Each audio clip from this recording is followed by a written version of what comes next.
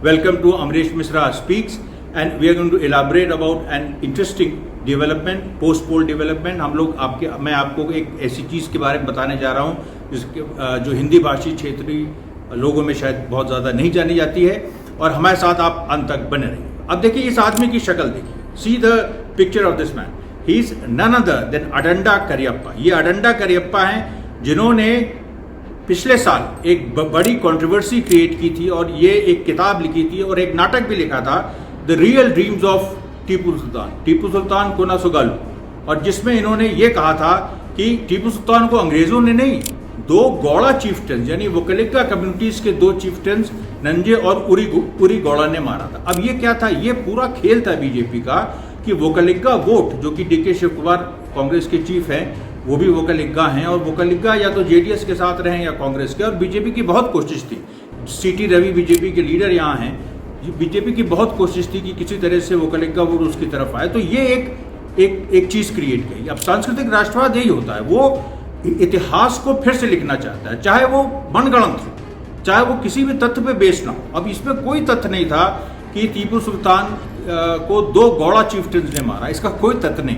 अंग्रेजों ने टेपू सुल्तान को मारा, टीपू सुल्तान को शहीद का दर्जा प्राप्त है, उनके सामने बड़े बड़े अचीवमेंट्स हैं।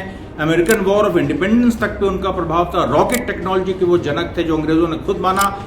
फ्रांस में नेपोलियन के साथ उनके सीधे रिश्ते थे, और नेपोलियन भारत आ रहा था उनकी मदद को, इजिप्ट में उसको रुकना पड़ा।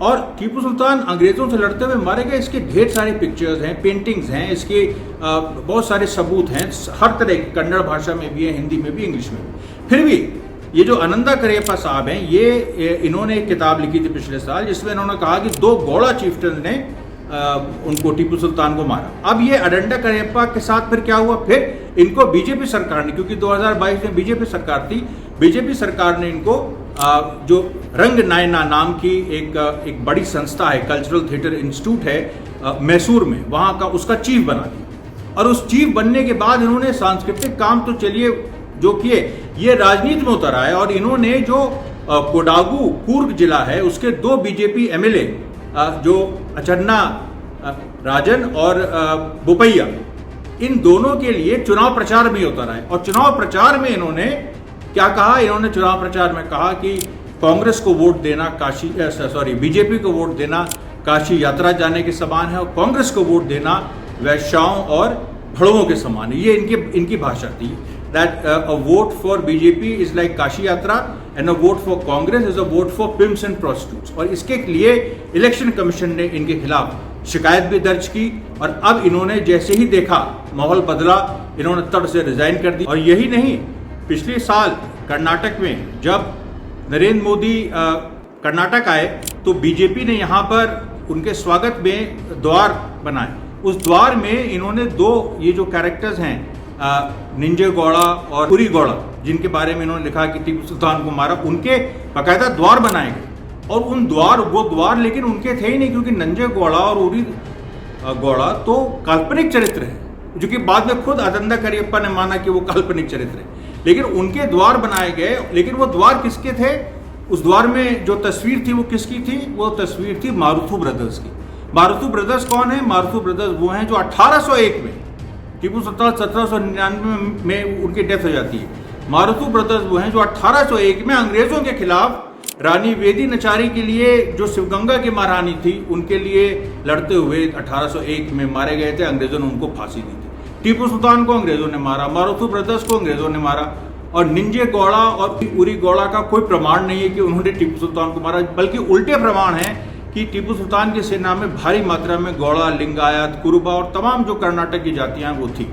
और उस समय देखिए इनका विरोध भी हुआ था। जो आचार्य निर्मलानंद हैं, वोकलिगाओं के एक जो बड़ा यहाँ मठ है आदा चुंचानगिरी, उसके चीफ हैं आचार्य निर्मलानंद, उन्होंने विरोध किया था उसी समय, और कहा था कि इसके बारे में अभी बहुत रिसर्च की ज़रूरत है, इसके बारे में कोई भी बात कही नहीं जा सकती है कि टीपू सुल्तान को इन लोगों ने मारा था जिनको करियप्पा कह रहे हैं। उस समय पिछले साल जो एन मुनिरत्ना है, जो कि बीजेपी के मिनिस्टर हैं, उनकी एक फिल्म कंपनी है, उन्होंने भी एक इस चीज़ पे फिल्म बनाने की घोषणा कर दी थी। और उसके बाद जब ये कंट्रोवर्सी हुई, जैसे मैंने कहा, जब आचार्य निर्मलानंद ने कहा कि इस तरह की बात ठीक नहीं है, तो उनको फिर वो फिल्म भी रोक देनी पड़ी। ये देखिए कर्नाटक का सेकुलर पूरा कैरेक्टर है। अब आप और देखिए जो इन्होंने काम किए करियप्पा साहब ने, इन्होंने एक बड़ा ही invited severe criticism for inviting pro Hindutva right wing leader Chakravarthy Sulibele for Rangayana's annual